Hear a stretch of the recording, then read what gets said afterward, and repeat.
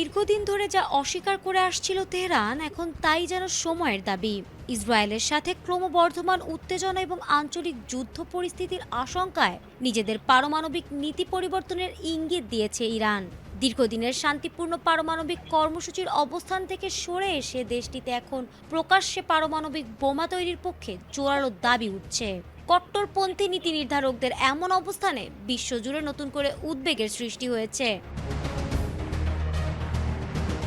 ভূ রাজনৈতিক বিশ্লেষকরা শুরু থেকেই বলে আসছিলেন, ইরানের যুক্তরাষ্ট্র ও ইসরায়েলের যৌথ সামরিক তৎপরতার প্রধান কেন্দ্রবিন্দু ছিল ইরানের পারমাণবিক সক্ষমতা গুড়িয়ে দেওয়া। ইসরায়েল বারবার দাবি করে আসছিল ইরান গোপনে পারমাণবিক বোমা বানানোর পথে অনেক দূরে এগিয়ে গেছে, যদিও ইরান একে পশ্চিমা অপপ্রচার বলে উড়িয়ে দিয়েছিল।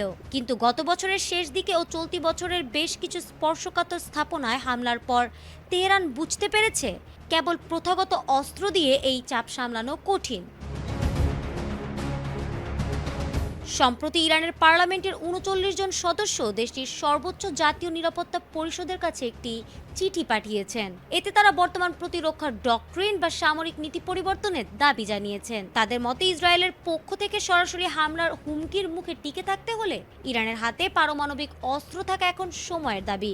ইরানের রাজনৈতিক মহলে এই আলোচনা আগে অনেকটা গোপনীয় থাকলেও এখন তা প্রকাশ্য বিতর্কে রূপ নিয়েছে। দেশটির বিপ্লবী গার্ড বাহিনীর ঘনিষ্ঠ বিশ্লেষকরা বলছেন, গতানুগতিক অস্ত্র দিয়ে ইসরায়েলের হামলা ঠেকানো সম্ভব নয়।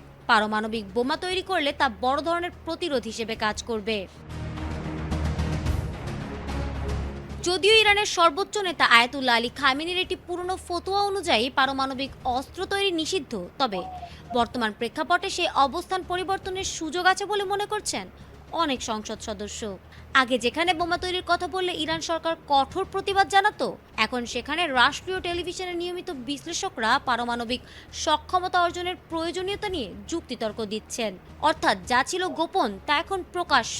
তবে ইরানের এই প্রকাশ্য অবস্থান মধ্যপ্রাচ্যের ভূ রাজনীতিতে নতুন অস্থিরতা তৈরি করেছে। যুক্তরাষ্ট্র ও ইসরায়েল বারবার হুঁশিয়ারি দিয়েছে যে তারা ইরানকে কোনোভাবেই পারমাণবিক অস্ত্রধারী দেশ হতে দেবে না। সব মিলিয়ে তেহরানের এই সাম্প্রতিক সুরবদল পারমাণবিক সংঘাতের আশঙ্কাকে আরও বাড়িয়ে দিয়েছে।